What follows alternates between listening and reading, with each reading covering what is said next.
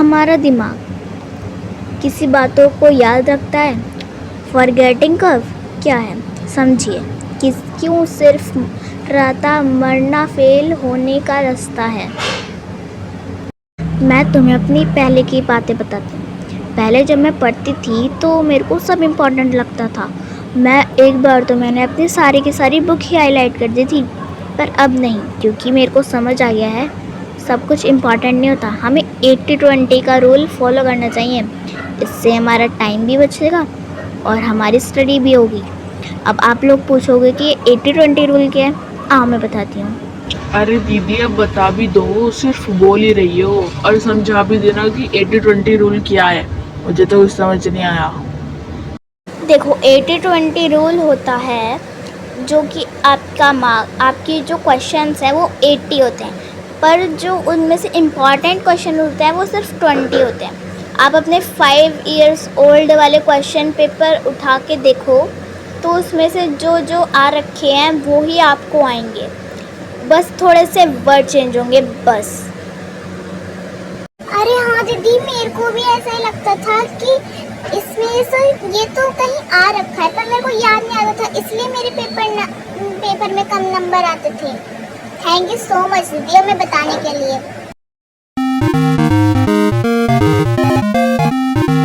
चलो मैं तुम्हें हम सबके लाइफ की एक कहानी बताती हूँ जो कि हम सबके साथ होती है।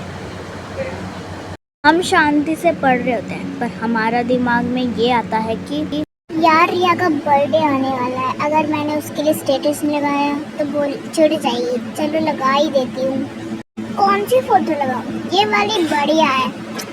2000 फोटो झाड़ने के बाद ये वाली सही है। फिर आप पढ़ने चले गए और उसके बाद आप यार भूख सी लग रही है, चलो किचन में जाकर नूडल्स बना लेती हूँ। फिर आप किचन में जाकर नूडल्स बनाकर खा रहे हो। उसके बाद क्या होगा? आप दोबारा से पढ़ने चले जाओगे। उसके बाद आपको नींद आ जाएगी।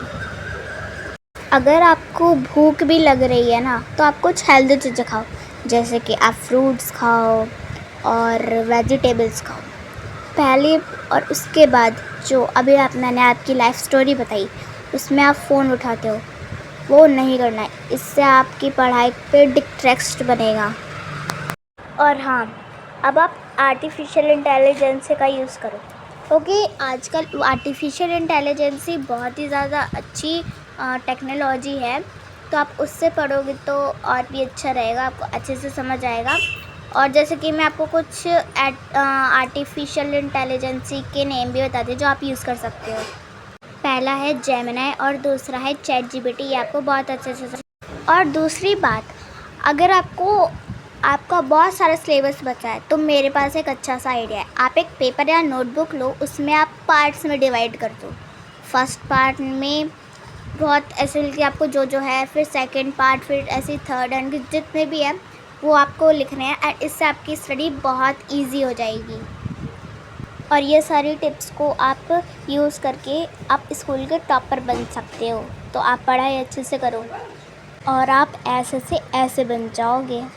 यूज़ करके देखो। तो ना मैं आपको साइड इफ़ेक्ट्स बताती हूँ ज़्यादा देर पढ़ने की।